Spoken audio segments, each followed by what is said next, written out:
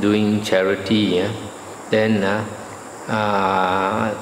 they, in this very life, what they want also they cannot get. And in the future life, they will be born into one of the three woeful realms, the ghost realm, animal or hell realm.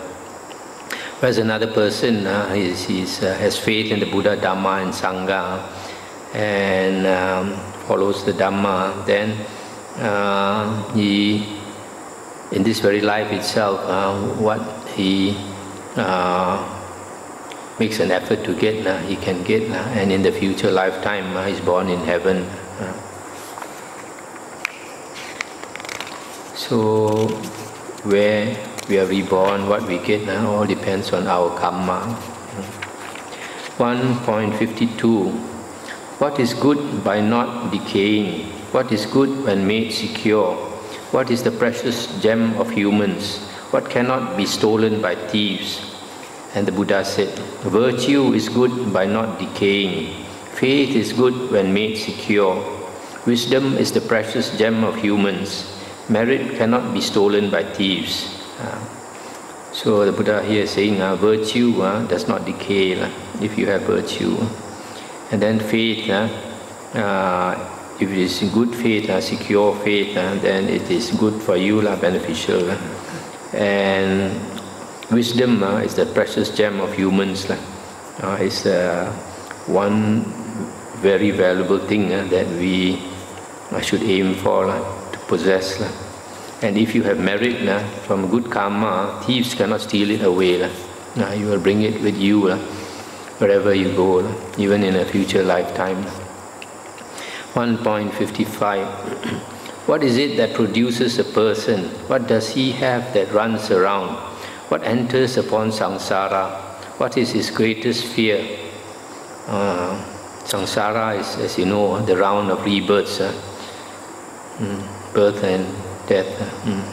And then the Buddha said, it is craving that produces a person.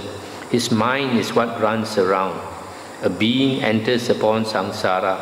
Suffering is his greatest fear. So it is craving that produces a person. A person is born because of craving. And his person, his mind is what is running all around. A being enters upon samsara. This round of rebirths is for putujana, ordinary beings, because you feel there is a self, there is a being. So you see yourself in your dreams, because existence is like a dream. Consciousness produces this world. So when there is a being, then there is samsara. A being is bhava, paccaya, jati. There's a being, then it produces birth or rebirth. And suffering is the greatest fear of beings. All beings fear suffering, they only want happiness.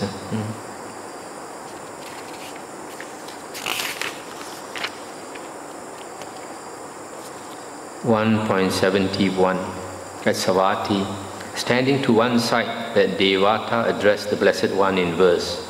Having slain what does one sleep soundly? Having slain what does one not sorrow? What is the one thing, O Gotama, whose killing you approve? And the Buddha said, having slain anger, one sleeps soundly. Having slain anger, one does not sorrow. The killing of anger, O Devata, with its poisoned root and honey tip. This is the killing the noble ones praise. For having slain that, one does not sorrow. So the Buddha recommends the killing of anger. If we have a lot of anger, we cannot sleep soundly. And if we have a lot of anger, we have a lot of sorrow or suffering. So the Buddhas, the noble ones praise the killing of anger. But this anger is very hard to kill because this anger is connected with the ego. As long as we have the ego and things don't go our way, when we cannot get what we want, then it is natural for anger to arise. Anger towards the people who obstruct you from getting what you want. So one way to lessen your anger is to be more contented, to have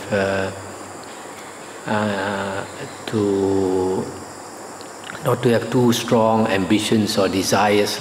If you have very strong desires and ambitions, then if you cannot get it, then you get extremely frustrated. But if you are a contented person, then what comes your way, you're happy. What does not come your way, also you're contented. Then in which case, you won't have so much anger.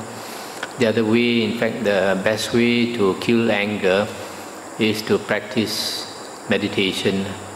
And meditation in the Buddha's teachings is almost always samatha, the cultivation of samadhi.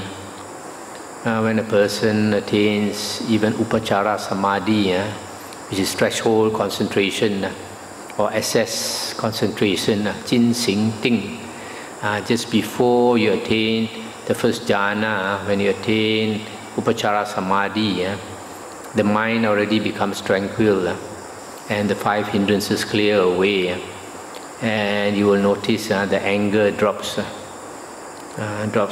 drastically. Anger and lust. Anger and lust are the passions. So in the suttas, the Buddha says even external ascetics, when they attain jhana, then they become passionless. Passionless meaning the anger and the lust has become very small, very low. So this is the best way to kill anger, by samadhi, a tranquil mind, a calm mind. Because when you attain a calm mind, then you feel so nice. And even if you have reason to get angry, you don't feel like getting angry because you don't want to get into an agitated, disturbed, unhappy state. You want to maintain your bliss, you want to maintain your happiness. So you don't want to be ruffled. So you have reason to get angry, so you don't want to get angry. So that's why samadhi is so helpful. And the other thing is understanding the Dhamma. When we understand the Dhamma, then we know that anger is not good for us. So there's a lot of disadvantages of anger. Anger is one of the poisons. If we have anger, then it upsets our system.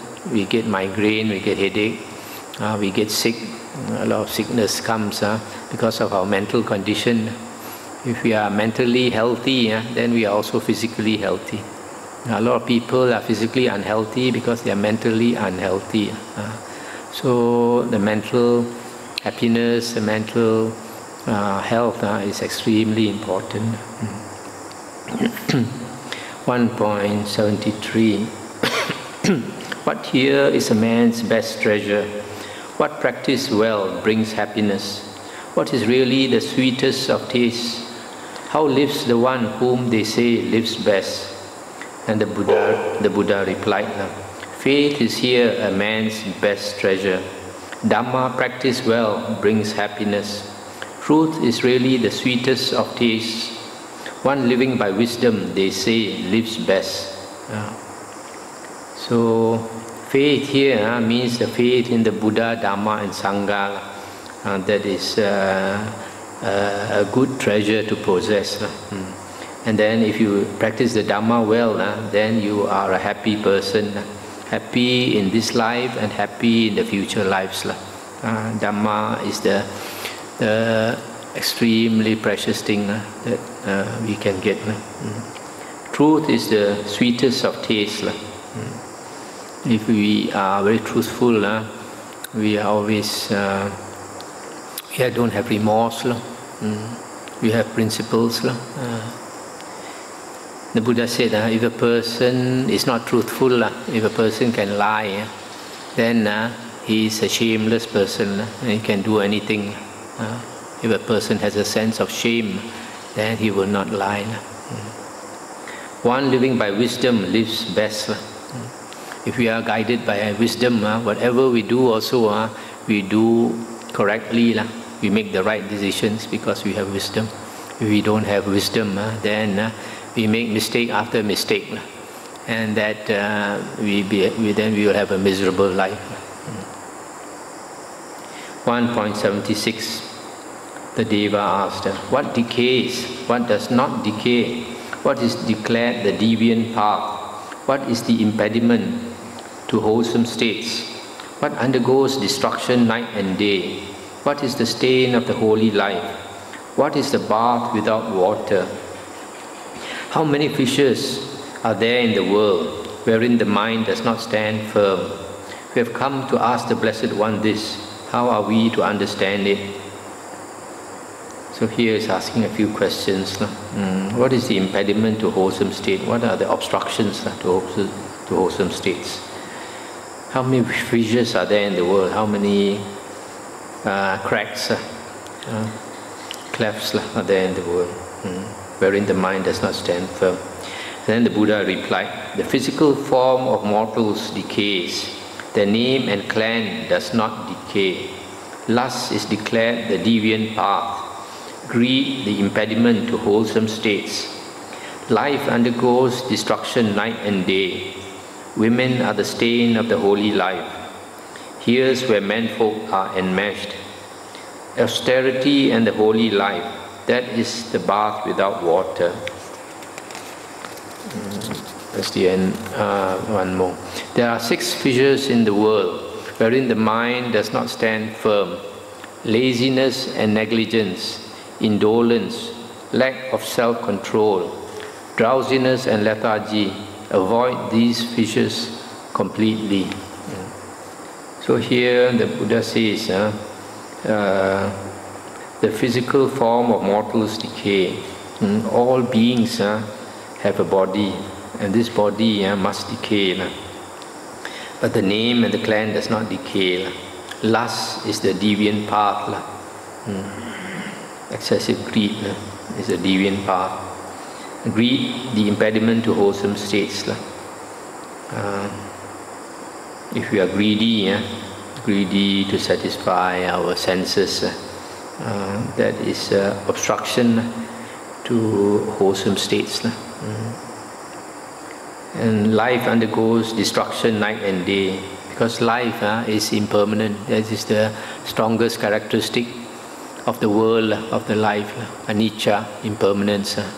So life undergoes destruction night and day. Women are the stain of the holy life. So if a person wants to practice the holy life, the opposite sex, he has to go far away from the opposite sex. Otherwise, a person cannot practice the holy life.